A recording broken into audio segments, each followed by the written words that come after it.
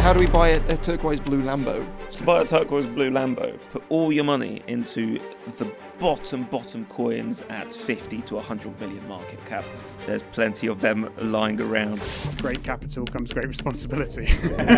You're inside a trading floor and it goes 3, 2, 1 and they all press the button and it just completely dumps. And they have the power to do that sort of stuff. That scares me a little too. Bitcoin was supposed to be a coin for the people, or a currency, right? The institutions have the capital and they have the power to buy out all of the supply, whether that's on-chain or off-chain. The retail investors like you and I, we don't have enough funds available at hand to be able to counteract that manipulation and that greed. The answer to all of the problems we've encountered during this discussion is Hola Prime. Absolutely. That's amazing. Welcome to a new episode of CrypTalk, and we are joined today by Oliver and Jacob. Welcome. Thank you guys for being here. How are you today? Yeah, really good. Thank you for having us. Are you all ready to talk about crypto? Absolutely. Always. Well, the question today we're looking at to answer for people is what brought Bitcoin to its recent all-time highs and what is potentially fueling the next parabolic run. I mean, Oliver, any thoughts on what has brought Bitcoin to six figures recently? I mean, what's been pumping Bitcoin this cycle in general really has been institutions getting involved, from the original ETF and all the news around that to recent kind of regulation. And I think that sort of news that continues to bring people in and starts to kind of push that price up. Bitcoin obviously moves in structures, so we're never going to see something just shoot straight up through the roof. It would just be unmanageable. But obviously it continues to climb. And I think what we've seen on a high time frame with Bitcoin is it's doing just that. We're moving very much in an uptrend. We're sort of 3 steps forward and 2 steps back each time. And that's really healthy. And as much as everyone would like to think that there's a good few shorts on right now as we keep approaching all-time highs and people are taking money, which is great, and we're seeing that rotate, honestly, there's no strong signs for any sort of big shift here just yet. I think we're going to continue in an upward momentum. We're going to see more. So you're not telling people to short then?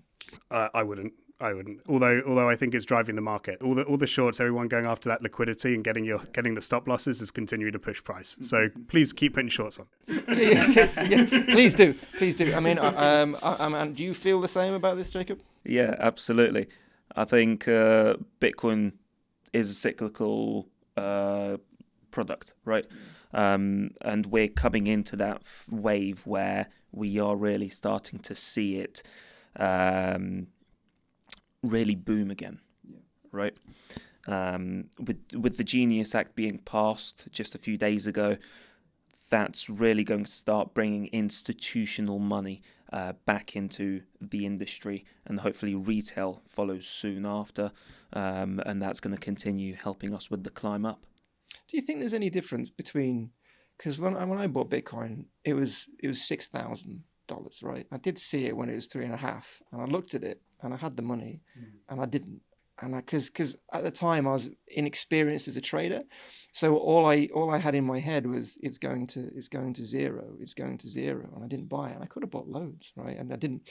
But when retail looks at Bitcoin when it's 3 or 6 or 12, it's an easier proposition. But when it's six figures, how do you think everyday people see Bitcoin now? Do they feel they've missed the boat, do you think? Absolutely. I think a lot of people think that's just unattainable now. A lot of people are working in solid numbers. They want a Bitcoin. And I think, what we're starting to see a lot of is shifting that perception to kind of fractional ownership. Now the objective for most people is to get 0.1 Bitcoin. I think that's where we're sort of shifting towards. And I think it's a lot of the reason why in the earlier days, some of the kind of major alts like Ethereum sort of had so much strength at the beginning, because for a lot of people, even the 3.5K, 6K was, too much to want to kind of part with at that point, not understanding what the future is going to look like for Bitcoin. And now I'm sure you definitely jump at it. But I think, they had kind of the coins with sort of a lower value at the time that they would rather kind of stock up on, because to them it felt like more. Yeah. Having 10 Ethereum rather than half a Bitcoin seemed to feel like you had more. And they weren't even looking at kind of what's going to outperform, what's going to perform best, really, which one's going to outperform the other. It was about, the kind of perception in the market. And I do think there's a shift towards fractional ownership for Bitcoin and what that means now. Well, there has to be, right? Mm-hmm. Because of how expensive it is these days. You know, if you look at the price of gold as well as an example, with gold hitting all-time highs recently, not many people want to buy into that either, despite them knowing what type of asset that it is. We know it's a physical asset. We know you can put it in your storage, in your vault, right? But people still don't want to buy it because it's so expensive. Here's the thing then, because you made a good point there with the gold hitting all-time highs as well. So correlation between sort of Bitcoin and gold, like this is quite interesting to me, and I've been kind of following it along. Gold is where people go when they need safety. Right now, we're seeing in the market more and more people are, we're seeing this rotation towards, going into the larger altcoins, and obviously Bitcoin getting to where it is right now. I'd almost expect the gold price to be reducing, but it's not. It continues to climb. And that's very interesting to me, because I feel like there's got to be a point where that rotates as well. And it's sort of it's trying to pick the timing and look for the indicators to sort of see what happens there. But do you see the same thing? Like, is gold? Do you see gold as a safe haven where people go to, when everything goes to rubbish? Yeah. Traditionally, the apocalypse, the money apocalypse. Yeah. I mean, it is difficult to. I mean, there's one hand, it's like. You come home like, hey mom, this is a ridiculous scenario. I just bought a Bitcoin. It's not quite the same as, hey mom, I just bought 0.05 Bitcoin.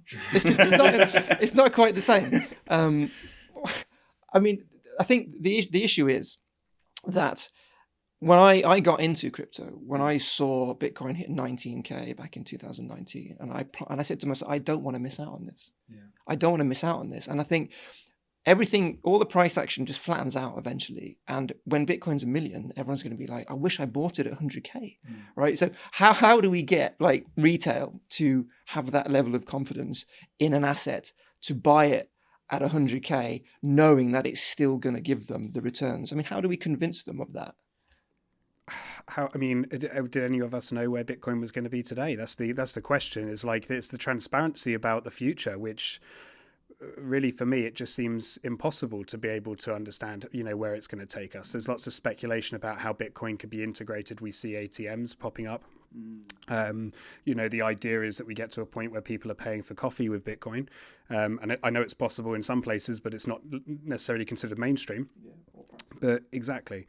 But it's understanding that is the future, that is the direction, that's where we're going to end up, will help people understand that it's still early enough to want to get in. It's a tricky battle to kind of go up against, because everything moves with money. So where's, changing that perception and be, opening up that transparency and making your vision and your mission around that, how's that going to generate someone any revenue in themselves? So it's, Bitcoin is an entity to its own. People just take advantage of it, and they're able to sort of use it to kind of build upon. So not one person is sort of out there pushing Bitcoin as a company at a high level. They're pushing it for their own means in kind of smaller ways. Do you think it's a lack of understanding of what the asset is? Absolutely. I mean, and what is the misunderstanding there, do we think? I mean, I know, I'm being a little bit hyperbolic, but what is the missing piece which people don't understand? I mean, when you say Bitcoin is deflationary, what do you think people think of when you say that? I mean, do they know what that means? I don't think the majority of people know what that means, but that would come down to the way that we're educated about money, even from a school level, right? That's a very good point. For example, I remember studying economics, and I was told that having a deflationary currency is actually really bad, right? Because why would you buy something today when you can just buy it in a month or 6 months from now, and it's going to be cheaper to purchase whatever it was.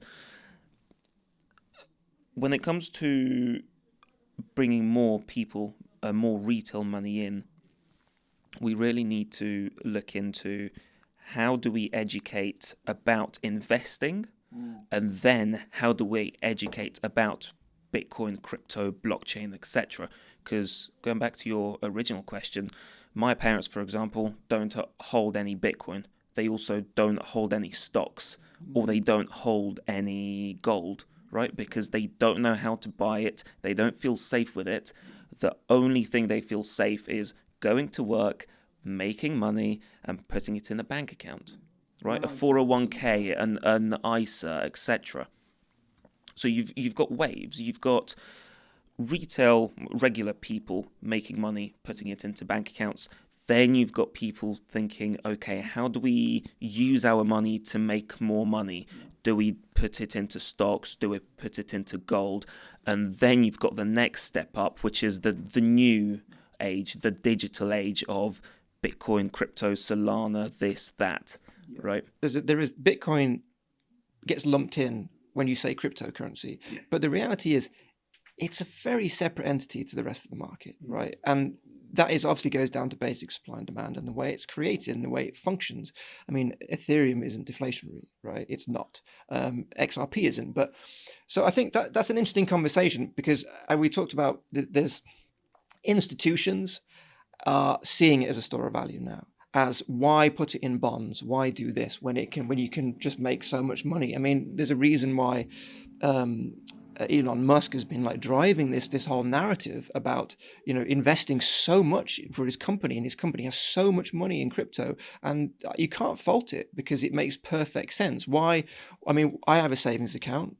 I maybe make £10, like maybe a month or something. It's just not enough. But so, how do you convince people that Bitcoin is a really safe store of value? And then how do you get them to the point where they know how to buy it? And that's the other question, right? We look at these recent run-ups from the recent highs, and now Bitcoin is six figures, right? Mm-hmm. And we talked about the fact that the retail struggles to look at 100K as a good buying opportunity. So it's institutional, which is driving it right now. I mean, would you agree with that? Absolutely. Yeah. Yeah, 100%.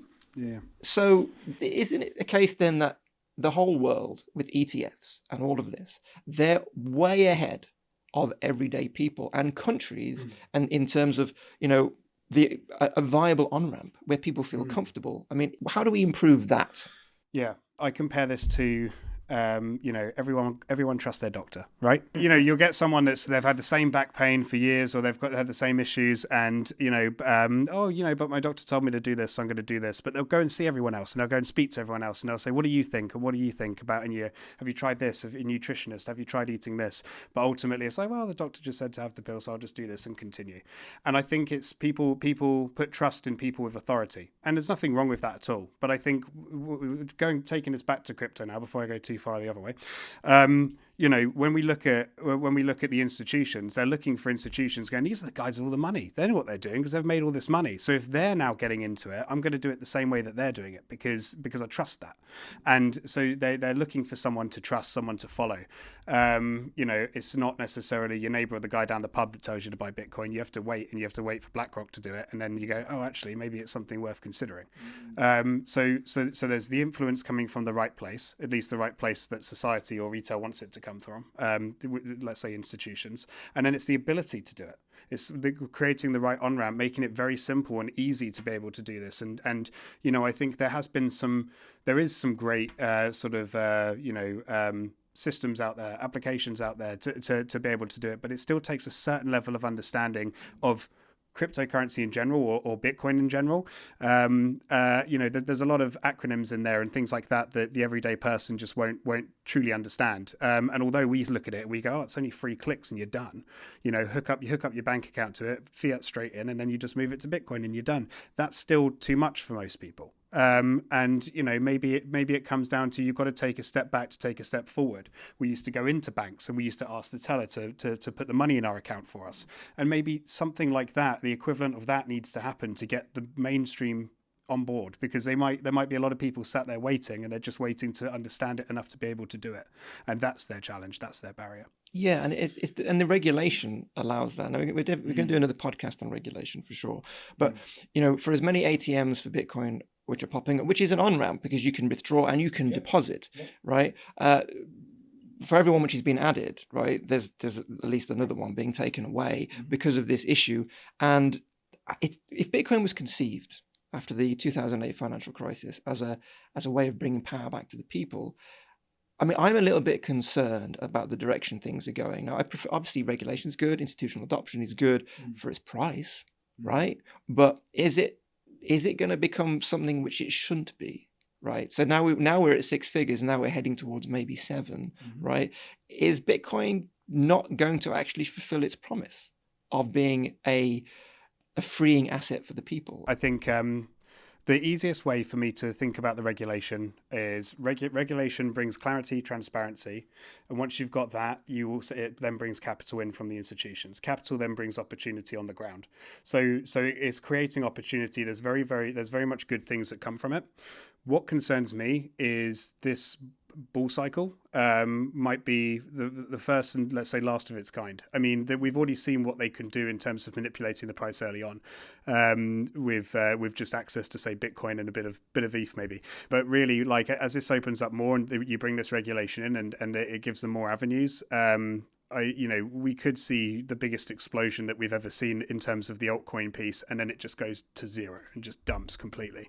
And they have the power and the capital to be able to do something like that potentially, which is a worry, because I feel like as crazy and volatile as it is at the moment, it's very much been retail led up until now, and that's going to shift. And I don't know what that means yet. I think from a trading perspective, the reason why I'll kind of trade into Forex and commodities and things like that as well is I've got to keep my toe dipping in the water over that side of things, because this could all go to nothing tomorrow potentially. And I don't think it is. I don't think it will. I think we've got so much further to go. There's so much more opportunity out there. But, with great capital comes great responsibility. and we'll see what happens, I guess, is what I'll say to it. I think with real volume coming in through this regulation, on the face of it, it's going to feel like things are getting easier to read, easier to understand. But at the same time, they have the ability to, we've all seen sort of the YouTube videos and things where you're inside a trading floor and it goes 3, 2, 1, and they all press the button and it just completely dumps. And they have the power to do that sort of stuff. So, that scares me a little too. Jacob, do you see more volatility? Definitely. And I find that really interesting, and I kind of agree with you. Why do you feel that way for people who are in our heads? I'd say because the institutions have the capital and they have the power to buy out all of the supply, whether that's on-chain or off-chain, the retail investors like you and I, we don't have enough funds available at hand to be able to counteract that manipulation and that the almost greed to hold as many of those coins. Yes, Bitcoin was supposed to be a coin for the people, or a currency, right? Another avenue. But it goes back to that education and the risk, right? It is a risk asset, as with every other investment. But it's whether retail are willing to make that risk. So for the moment, there is definitely a lot of volatility because people like you and I aren't willing to risk too much. We don't have much to risk, and we're not willing to risk it.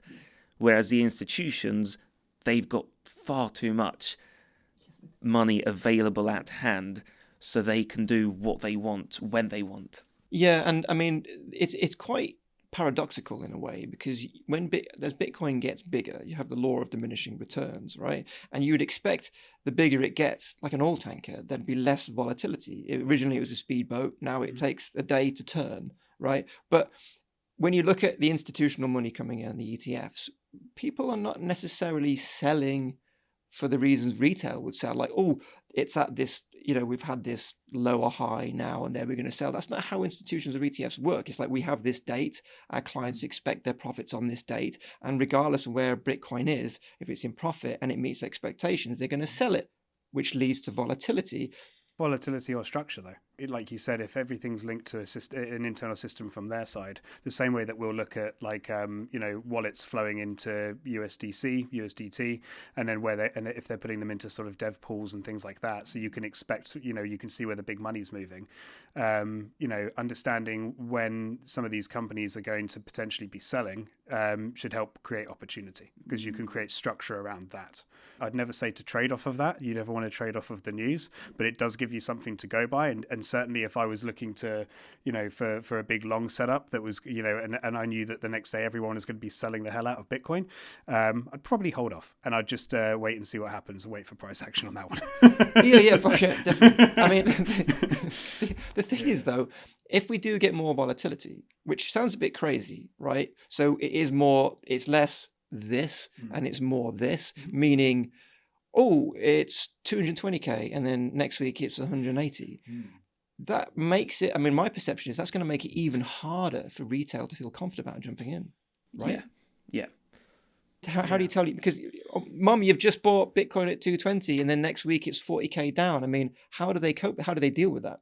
I mean, if they're not, say, as experienced, understandably so, as maybe we are. So, I mean, what do you say to those people to get them to invest, to get them to, it's okay, go and watch EastEnders or Coronation, everything's fine. Everything's fine. You're 40k down, but you'll be 60k up next week probably, right? How do you do that? How do you sell it? I don't know. No, I mean it's a really tricky one because no one can predict the future, or we'll all be billionaires. But I think the idea is, the education around actually look at like kind of, not that I could see it go. Maybe it would go this way, who knows? But like education around the history of Bitcoin and how it's played out, and kind of how the market moves, why it needs to move in that way.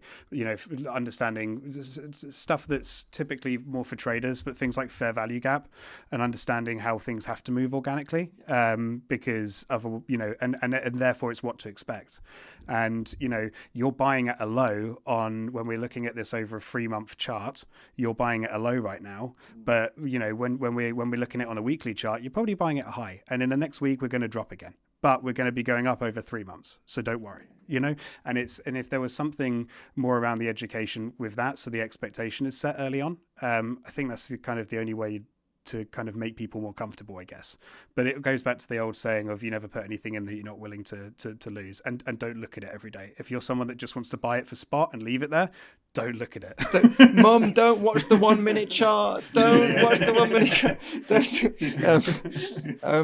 I think this is an interesting conversation because, the news articles are Bitcoin's going to the moon, blah, blah, blah, blah, blah, blah. But we're establishing the fact that retail, everyday people seem to be being left behind, especially in the context actually of you look at certain institutions now which hold more Bitcoin than like Coinbase, and that kind of slush fund for retail is being eaten very, very quickly. And again, when Bitcoin hits 250, 300, 500k, again, it's like, I don't want 0.001 Bitcoin. I don't want that. So then, therefore, it's easy to go and buy an altcoin, which is you can buy thousands of them. It makes you feel good.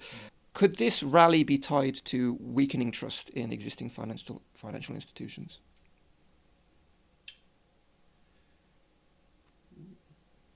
I mean, how much do you trust your bank? Yeah. How much do you trust the fact the money's going to be there in 5 years' time? Not at all. Right.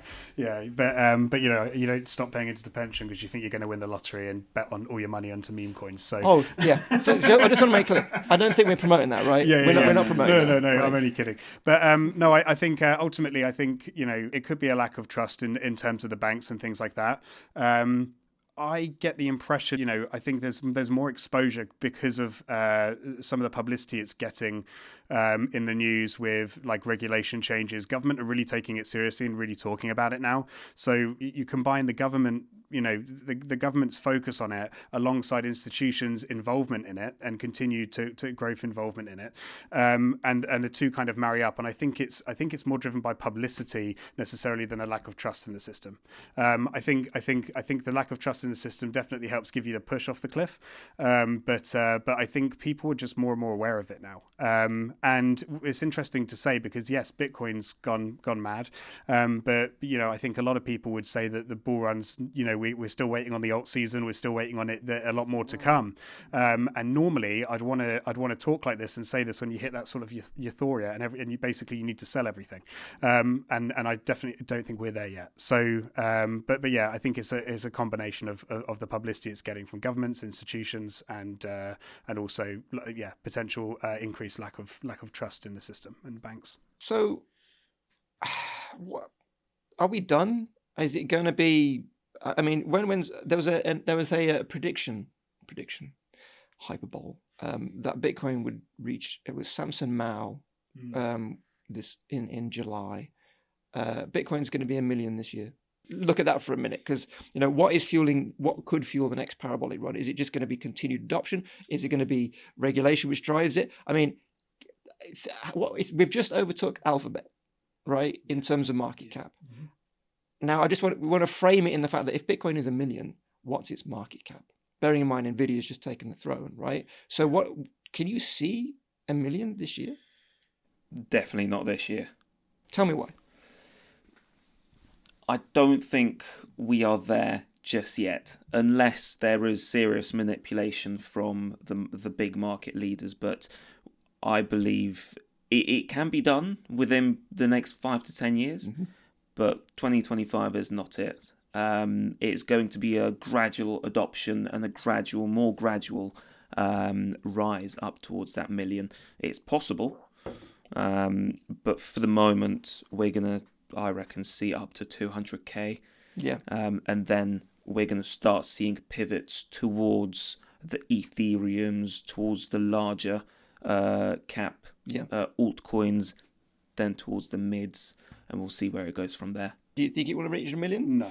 I mean, I don't want to be pessimistic, but like I'll look at extensions and contractions, and when I look at anything. I'll look at what's the average move of Bitcoin in a day? What's the average move of Bitcoin in a week? And everything's got to extend in one direction and then it contracts back. So like I mentioned earlier, sort of Bitcoin will do 3 moves forward, 2 moves back. And that's how it works. And I just can't see, based on the moves Bitcoin's done in the last 12 months, even versus last 30 days. And obviously it's been moving a lot more in the last 30 days. But the average move, that would have to change so drastically for us to get there by the end of the year. I just don't see it as being possible. I think we're also going to see a big rotation. Bitcoin dominance has just dropped out of a major channel that I have drawn in, which to me is signaling rotation of money. So it doesn't mean it's going to make Bitcoin any weaker necessarily, but it is showing that the money is rotating out and it's going into other things. People are taking profit, and I've been waiting 2 years for that breakdown for Bitcoin dominance. Yeah, I've been waiting for 2 We've years. got the same channel, and there's been. I mean, I've been staring at that chart. And then in November last year, we had a confirmed breakdown. And it was a fake out. And then it was the biggest liquidation event in crypto history. And I think this time, when I've been talking about it, what we need to see what we haven't seen. And what that is we're talking about TA now, is we need to see the lower low, which we've got. We then need to see is the successful bearish retest, which is bullish for all coins, right, of that range. Then we need to see, which is the higher low, and then we need to see another lower low, right? If we've seen that, we haven't seen that over 2 years, and then we can have a bit of confidence to come in. I mean, this whole Bitcoin dominance thing, when I was planning my investments and other people's investments for this cycle, I was very much aware that the last 3 cycles, the pattern was so obvious. It was the halving, 240 days, and then around about everything goes. And I was saying to the people who trusted me with their money, thank you. I was saying to them that in crypto, or in trading, in fact, it's the once you see a pattern, right, it then disappears, right, because people will look to manipulate people's perceptions of that pattern. And I had that in the back of my mind. And look, what's happened? We haven't had the bull run after 240 days in terms of the altcoins. We haven't had that following the halving. So I suppose my next question is, how much is the halving going to be driving this going forward? Bitcoin halving basically is the supply of Bitcoin to people that are claiming Bitcoin as rewards, to people mining Bitcoin, the Bitcoin that's not been mined already. Every how many years is it? 4 years? 2 years? 4 years. Every 4 years, the rewards that they get for mining that block basically cut in half. And what that means is Bitcoin ends up over time being mined forever and ever, and it goes on for a very, very long time, and none of us will live to see it. What are you doing? How old do you think I am? But basically, but yeah, so the idea is that, you know, in the early days when people were mining Bitcoin was a much lower value, and they were getting much more Bitcoin for their buck in terms of what they were earning for mining. And every 4 years that continues to halve, so the rewards halve. So if you imagine it was 1 Bitcoin originally, it's just halved, it goes to 0.5 Bitcoin, and then that will halve again to 0.25 every 4 years. So the idea is the rewards get lower. And that tends to, or has in the past, has tended to drive the price up as well. And that's what we've sort of seen. But with this cycle, obviously, I think that we did see impact of it, but it's not something that sticks in my memory so much. And I think a lot of it was because this cycle has been different with the institutional money coming in. The halving happened last year, didn't it? So we did have, we did see a small pump, but it wasn't what all of us traders expected. I personally expected more. And when it broke down and over from about October all the way into March of 2025, we saw absolutely no movement apart from, I guess, the downside, right? So we did have the pump. It then started collapsing. Now that the ETFs are coming in, you've got the Ethereum ETF confirmed. You're potentially looking at some XRP. You're potentially looking at maybe a Solana or a Cardano ETF or Bitcoin, etc. So now that this institutional money's coming in, you're starting to see more of a pump. Now the retail are looking and saying, "Oh, okay, well, Bitcoin's too expensive, but Solana's just about in my price range." Like you were saying earlier, no one wants to own 0.01 of a Bitcoin, but I can afford 2 Solana. Yes. Right. Yes. I mean, it is interesting, and I think, I mean, obviously, for people paying attention, it's 21 million is the limit. Yeah. Right, and we're not far off. But if you think that that's going to be, you know, we're going to arrive at that point where we run out soon, because obviously diminishing returns with the halving, right? I think, was it 3.5 reward? I can't remember.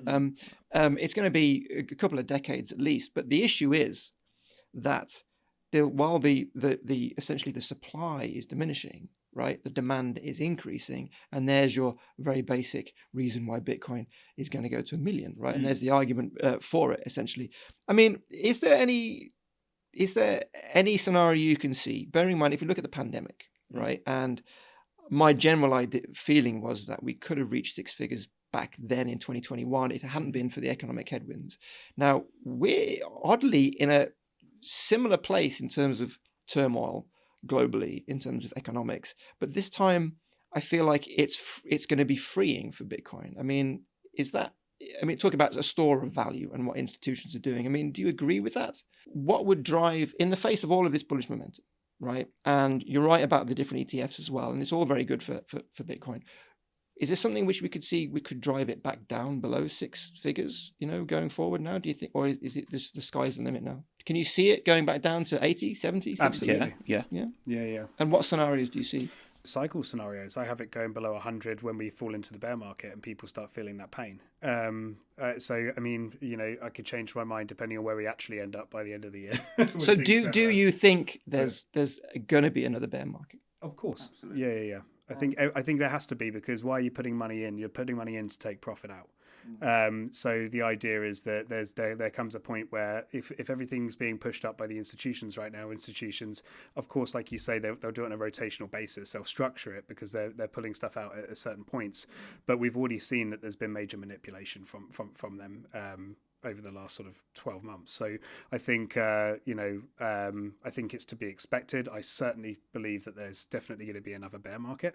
And every level we continue up and I keep looking at, as we hit those levels, I'm constantly, looking for anything to indicate price action for a major reversal. When was gold's last bear market? Gold on a high time frame has always been going up. Yeah, that's my point. Yeah. So I'm like, we talk about increased volatility and we talk about the halving and the cycles, and things didn't happen as we expected. I mean, obviously, I'm not suggesting there won't be a bear market, but if the whole game. So, for example, previous historical trends have suggested that 2026 will be the bear market, right? Just like 2022 essentially was, but we ain't got that long left of the year, and it feels like we're just getting started. Yeah, I mean, look at total free. When you look at the total free chart, total free capped out as all-time high isn't far off where we are right now. That's right. I think we're going to surpass it, obviously. Well, I would hope we do. Yeah, I've got exactly. investments, please. But Please. the point is that to me is that's a massive level for me to be looking at independently of its own. Gold, gold's high time frame has always been an uptrend, but so is Bitcoin. But it still had its pullbacks each time. And like I said, it's like when you look at the bear market, is that not just a big contraction to the expansion that it had previously? Yeah. So whether or not we see the same level of pain as before, maybe that's the differentiator. But you know, I think we're certainly going to see that pullback. It's going to make people, you know, make people cry, make them sell very low, and then they'll have to come back stronger. We don't want to make people cry. Well, maybe because we all look at these opportunities as, you know, when Bitcoin is 25, 30K, we all see the opportunity, right? And then up, right? And I'm just trying to figure out if we've got the halving, we've got the deflationary element to it, right? We have, so, you know, supply is diminishing, and we know obviously the amount of things which, I mean, just to, you know, the sheer amount like of what MicroStrategy, Metaplanet, they've already, so Metaplanet has got about 10K more now, 10K Bitcoin, not 10,000 worth of Bitcoin, 10,000 Bitcoin, which is on par with Coinbase's entire supply, right? Now, they've announced that they want to have 210,000 by 2027. Now, when I hear that, bear market disappears out of my mind. Yeah. Right? Yeah. I mean, so, and then okay, here's another question then. So if you do have a bear market, how do institutionals deal with that? How do they deal with their clients? What do they tell their clients? How do they do it? Well, is this not where the rotation into kind of stable coins, USDC, would kind of take place? Yeah. You know, I think that having that ability, having that on and off ramp to be able to do that is, I think that's how you'd manage it. I think they'd see what's happening. They'd move assets into USDC. That would just be from a stabilization standpoint for the customer base. But ultimately, when everyone starts doing that, that could be a driver into the bear market as well. You know, and that ends up hitting the market hard. But at the same time, you know, I see with everything that's happening with the regulation around stablecoins now, if stablecoins is a big bucket of water, some buckets are better than others. Some buckets are covered in holes. Oh, I like this. They're your kind of decentralized. That's your USDT actually is the one with some holes in it, things like that. And then you've got this nice bucket, no holes, everything's good, and that's your USDC. That's the regulation. That's the one that's being audited. That's the one the institutions trust. Now, when that bucket gets really full, and then when you see Bitcoin dominance dropping, that money's got to flow somewhere, and that's where you see it flow. That's where I see it. I want to see it flow into sort of the major alts. I want to see all that money flow out of there, and that would be sort of a key early indicator I'm looking for, and that's what we're sort of seeing at the moment. That's what we're watching with this regulation, plus what's happening with Bitcoin dominance right now. So, you know, it's the why is it the major altcoins? Why is it like the layer ones, layer twos? Because they're the ones that already have sort of lots of lots of investment from VCs. They're the ones that have, you know, real projects behind them. I think we're not in 2021 anymore. It's not good enough to have a good Twitter following. I think we need utility. We need liquidity. And I think, you know, it's the big projects that are going to be the ones to get hit first. That's not what everyone wants to hear. They all want it to go into the tiny coins where they can 1000x their investment. Talk about KuCoin. but I think we'll get there. I think the way it's going to work is Bitcoin and Ethereum. They're your safest bets. That's where the institutions, and that's where the people that are not kind of you know, used to these massive crypto waves that we have. That's where they're going to put all their money. Retail's going to lock onto that. They're going to make their profits. Retail's more degen. That's going to go into the smaller projects, and then eventually we're going to see at the end of this cycle, we're going to see NFTs come back, gaming come back, because that's where everyone that's made all their profits from all of the major alts is going to sort of push it into. And I think that's the way the narrative will shift. Yeah, I mean, that would make sense. I think my concern is that we've already established that the altcoin season hasn't happened as we predicted, right? Because we have this pairing of a store of value like gold, and then we in serious economic headwinds across the globe, right? And it's not stopping at the moment. But then we have the rest of the crypto market, which is a risk asset. Yeah. And then how do we? I mean, I mean, you seem very confident we're going to have an altcoin season, and I hope you're right. I really do. Me too, because I've got to sell some bags. Yes, yes, exactly. Because I have bags, and I want them to, right? But I mean, Jacob, do you see a scenario where there isn't an altcoin season? Personally, I don't think so. I really like the analogy of Yes, I do. Of the bucket with the Yes. holes, right? What I would like to add on to that is once that USDC bucket is full and the water starts to overflow, yes, it's going to flow into altcoins. When we go towards the bear market, the institutions, I reckon, are going to put that money towards DeFi. And look to lock it in and add liquidity to the industry.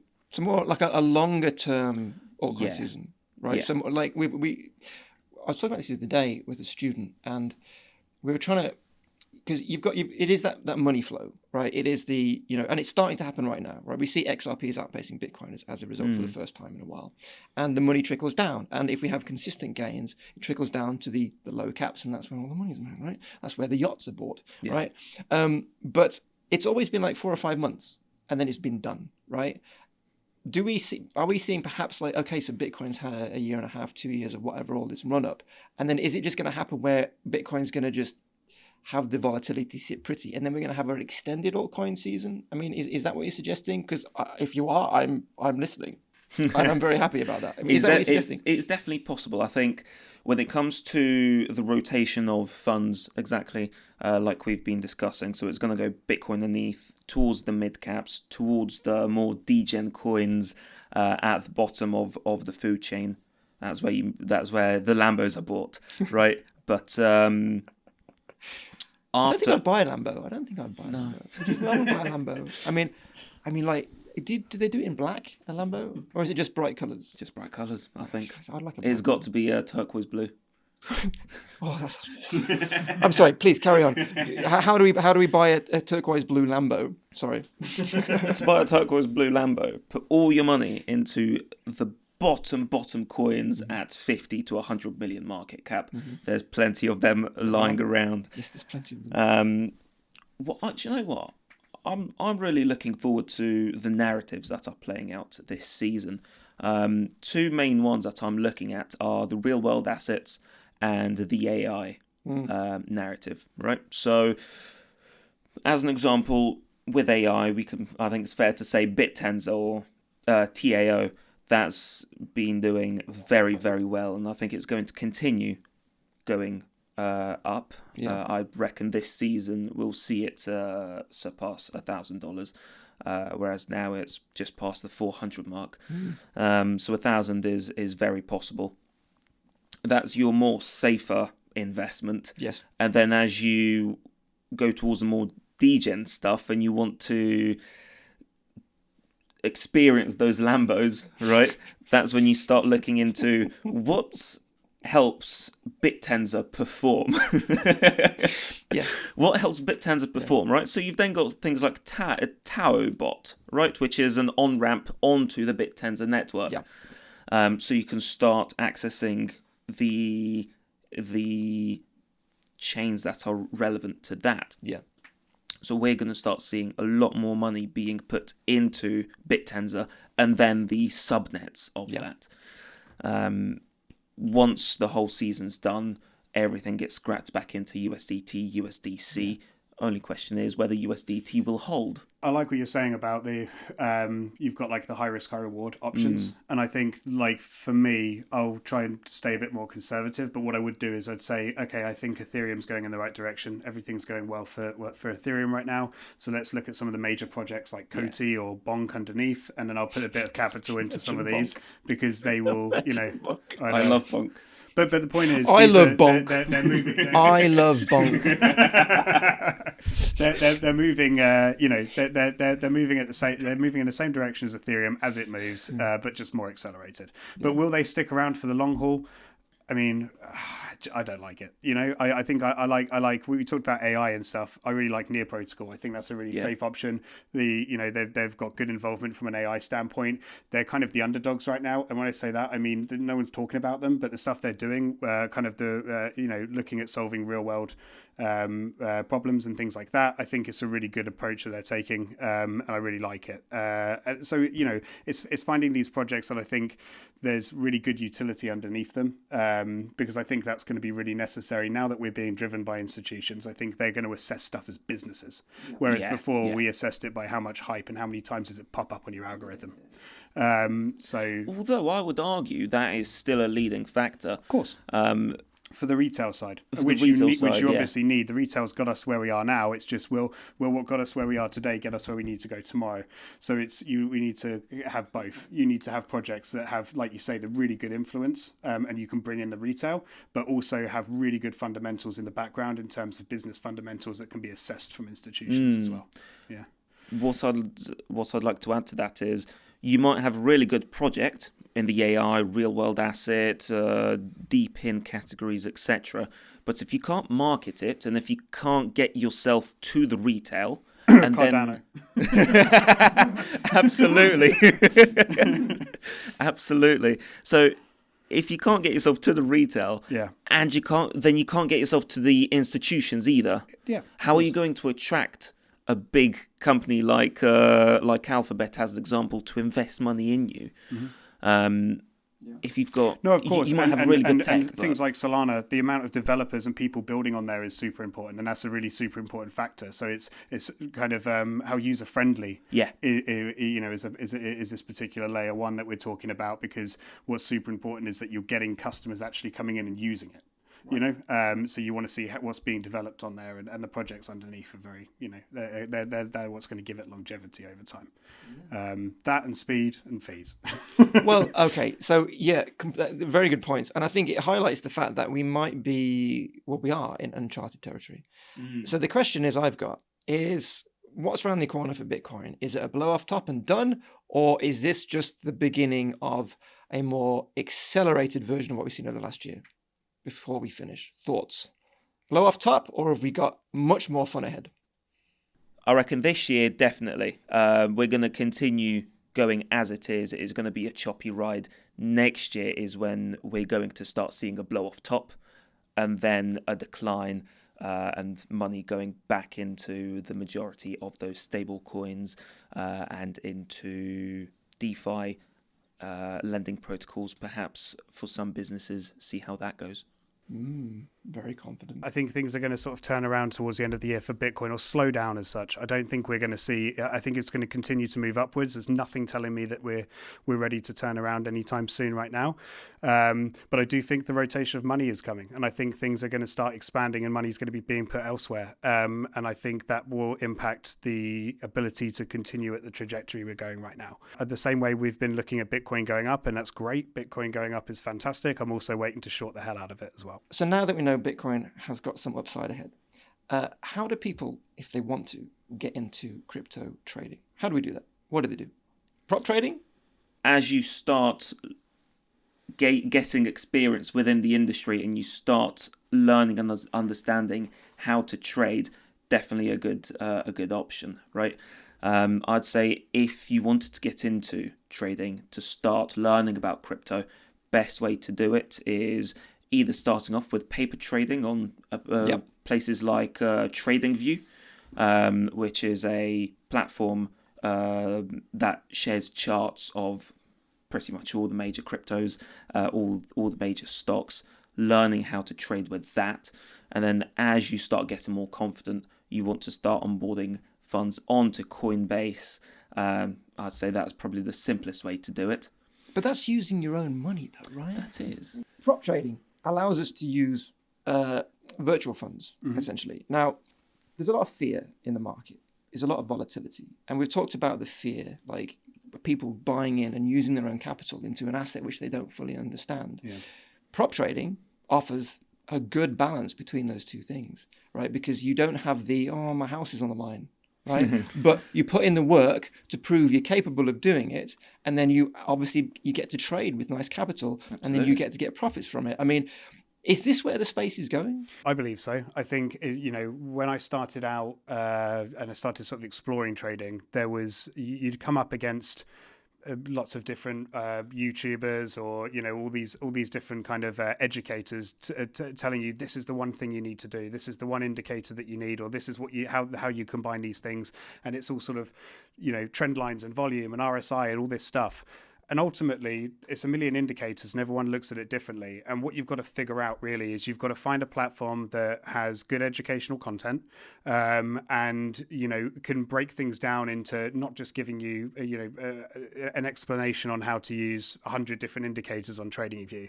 You've really got to kind of nail it down to kind of 3 or 4 things that work for you, back test them. And that's where prop trading could come in very handy for that, because like you say, you're putting something on the line and it feels like it's something, so you care about it more. But like you said, you're not putting the house on the line. You're not risking something, and especially when you're working in a full-time job that's paying the mortgage, you need to make sure that you're getting it right and you're getting that win rate up. And I would say, what's super important is find the educational videos, work through them, and just back test some stuff and see how it goes for you. Work out which 4 or 5 indicators are going to be your sort of go-to, and track and journal everything. Put everything down in a journal. You want to comment against why it failed. What did it hit your stop loss? Is your stop loss too tight? Where did you put it and why? And you've got to get that win rate up to say 70% plus, and make sure it's small losses and big wins. And to keep the stop loss where it needs to be. Don't overextend it. It's all about risk management. It's about education, and it's about commitment as well. Markets open for London. You're going to have them opening early in the morning. You need to get up earlier than that, set everything up, and see what's happening in Asia first, and then decide where you're going in. But things like prop trading, paper trading, all this stuff is brilliant. Put that in with journaling, with education, and good risk management. And I completely agree about the journaling. But the problem is when I say that to students, they raise an eyebrow at me and they just go, "No, what? A spreadsheet?" Because it sounds boring. Yeah, it sounds boring, and it kind of is. But it's important. Well, it is, but that's the thing with yourselves at Hola Prime. When you're able to do demo, like a demo account and paper trade using the funds available there, that gives you more of a simulation of what it's like to actually be in this sphere. Yeah. Right. But also, cheat code is you can download transaction history. So you build up a journal that only includes what you need it to include, which is more or less all in the transaction history. You just add the comments to make sure it makes sense and you remember the specific trade. But everything else can be downloaded. Stick that thing into ChatGPT and put it in an Excel for you, and you're done. So we need a prop firm which is safe, stable, accessible, with educational content, support for traders, right, as well as a variety of different platforms to give people the indicators they need. Ooh. Hola Prime X. Exactly. And on top of that, they also do TradFi, which is great because you like to have industry expertise that comes from the traditional side that's been doing it forever, and bringing that into crypto is the right way around, not the other way. They know how to work the market, they know how to work sessions and things like that. This isn't rocket science. It's been done this way for a long time, and everything's been built in that space and moved across to crypto, so we can learn from it. So the answer to all of the problems we've encountered during this discussion is Hola Prime. Absolutely. That's amazing. What a coincidence. But no, it is very true. It is very, very true. Because we talk about FOMO, we talk about all that fear, we talk about a lot of the problems which like my students have with trading. It's very much attached to the fact that, I need to get this trade because I've got to pay rent.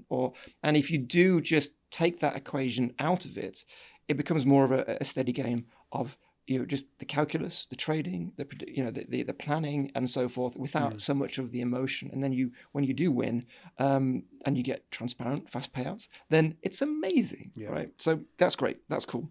Most people investing in crypto don't even believe in decentralization, which is essentially the core of Satoshi. I agree. You agree? I'd agree. I'm going to say false, because I don't want it to be true. I feel like that's where it kind of came from, and it's we're still early enough to be there. Yeah, I think we're in the middle, because I think we talked about we're shifting, aren't we? We talked about the people who don't fully understand it, yeah, right? And they just see it, it's gone up X amount of percent, I want some of that, not quite understanding what it is. So sure, I mean, I would say I'd probably say no, really, but that's interesting. Okay, Solana is what Ethereum wishes it could be. Ooh, true. Yeah. Okay. True. Yeah, we'll just move on from that. That's fine. Enough said. Okay. Now I have a view on this. Ripple XRP will never be adopted by real banks. Completely true. I hate Ripple. I can't stand XRP. False. XRP is like, for me, it is just constantly manipulated centrally, internally. It's a complete scam coin. I won't touch it. I'll never hold it. Yeah, there's your hot take. Oh my God. And you are more modest in your. I reckon there's potential for it. They keep saying this. Banks might adopt. They might work with Ripple. They won't adopt XRP coin because it has no utility for them. They'll create their own. There's no need for it, and that's what people don't understand. There'll be no adoption of banks. I have been grumpy about XRP for a while, but not that grumpy. I never thought I'd meet someone not as wow, more grumpy than me. Okay. You could just do XRP ones if you like. Wow, that was a strong opinion. Most traders would be richer if they just held Bitcoin.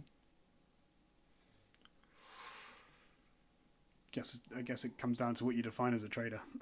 Yeah. A hodler. Is a trader a hodler? No. Honestly, like, my opinion is if you know what you're doing and you've got a good system and a good you're profitable in terms of you maybe 70%, something like that, then you can make more money than you could just holding Bitcoin. Because you have the capital to deploy, you deploy it day in, day out, and you're making the money. 40%, 20%, 40%, 20%, 40%. Yeah. It compounds, right? Yeah. I mean, look, it's the reality is with crypto, right? The easiest thing to make money if you don't have knowledge and you're not a trader, is to hodl, right? So you can. But is that a trader? No. So there's your hot take. No, you're not a trader. Sorry, you bought Bitcoin. You think you're a trader? Nah. Sorry, mate. Not in my books. Not in your. Nah, sorry, you're not a trader. You're not a trader. You're not a trader. Right. Ooh. The biggest risk in crypto isn't hacks, it's community cult behavior. The biggest risk in crypto isn't hacks, it's community cult-like behavior. I think in the low cap and the meme space, that's certainly true. I think, you know, everyone's in it for themselves and they're all just kind of, it's very scammy. I've truly have no understanding of that whole area. But everyone tries to explain it to me and I can never come to terms of any of it. None of it ever makes sense in terms of why people are kind of doing the things that they do. Dog with hat, people. Why are we investing in dog with hat? I've got no clue. Any meme coins, they don't make sense. Yeah. Whether you want to buy or not, that's your own risk. Stay away from Dex Screener. And stay away from Pump Fun. Yeah. Okay, well, this leads on to this next one. Okay, your thoughts on this one. 90% of crypto investors don't understand what they're buying. True or false? True. Absolutely. So sad. Really sad. But honestly, that's actually, how do you know what you're buying? So let's say you choose a token and you do a deep dive. I mean, do you actually manage to dig deep enough to get the answers you need? Well, you read the white paper, which was written by the company. Which was written by the company rather than an external auditor. What if you don't actually understand the technology behind it, right? And then do you want to do the further research, or are you just going to rely on Twitter key leaders to tell you what the right answer is? Yeah. Isn't this the problem in the space? Isn't this the fundamental problem in the space, right? Everyone should be into crypto, but I don't know what it is. It's a scam. Well, you're right. So is everything else. But there it is. So is everything else. But it comes down to this question that people aren't asking themselves, but they are in their head: is you have $100,000 to spend. Are you going to buy $100,000 worth of Bitcoin or $100,000 worth of lottery tickets and see if they come in? And I think more people actually because it's done on a lower scale, they push towards the meme coins looking for that Lambo. But ultimately, you could spend $100,000 on lottery tickets and none of them come in. You know. And same thing with meme coins and the micro caps. That's what I mean. Yeah. All right. The crypto is freedom narrative ends once the IRS comes knocking. So the crypto is freedom narrative ends once the tax man comes knocking. True or false? Not if the IRS says crypto isn't taxable. Well, that'd be nice if they said that. Yeah, you never know. It might be a very low tax or no tax. Sure, it would be. I mean, okay, I'm coming from the UK side of things. Yeah. I think it's false for now. I think there's still avenues. There's still, I mean, cryptocurrency is one thing, but when you think about blockchain and what's being built on there, when you apply some of the protocols to things like doing electoral runs and even building protocols for purchasing property, and basically completely doing away with solicitors and their processes, there's a lot of freedom in that, and it can create peer-to-peer channels in many ways. So I think I would say that it's false for now. So you're fine with the tax man? No, of course. No, I'd rather not. Yes, I would rather not too. Yeah, I mean, look, because the whole thing about tax, just obviously, hot take, is the whole thing about like taxing unrealized gains. Mm-hmm. Huh? How on earth are you going to do that? Well, they're trying. Yeah, I know. Oh. It's just like a Harry Potter movie where it's like you think they're trapped and then they pull out the wand and they remember a spell they've never told you about before and now they can get out of it. It's just crazy. So just 400k, 350k. What are we thinking? This year? Yeah. Let's go 180 to 200. Okay, so 180 to 200. What about you? That's I was going to say I'd be hard pushed to go more than 200. Well, I am going more than 200. Yeah, really? I'm gonna break from the crowd. I'm gonna say 350. Wow. Yeah. Wow. 350. And we'll come back in 2 years and underscore the fact that I'm wrong. We're all gonna laugh at you. Well, we'll be nearly there. We'll be at 340. But it's fine. Yes. Right. Oliver. In 2 years? I've got to wait for the next bull cycle. I'm sure you'll find me. Oliver, Jacob, fantastic. Thank you for that. I hope we have managed to explore a little bit what we can expect from Bitcoin over the next few months, but very insightful. Thank you. And maybe the top will be somewhere in the middle between those two figures, and we'll wait and see. But that's it for now. I'm Paul with Hola Prime X, and this has been Oliver and Jacob. Thank you for joining us. And we've been talking about how high is Bitcoin going to go and what's driving it. So I hope you found that helpful. We'll be back next week, hopefully with another one. Thank you very much. Take care for now. Hola Prime, trade with transparency.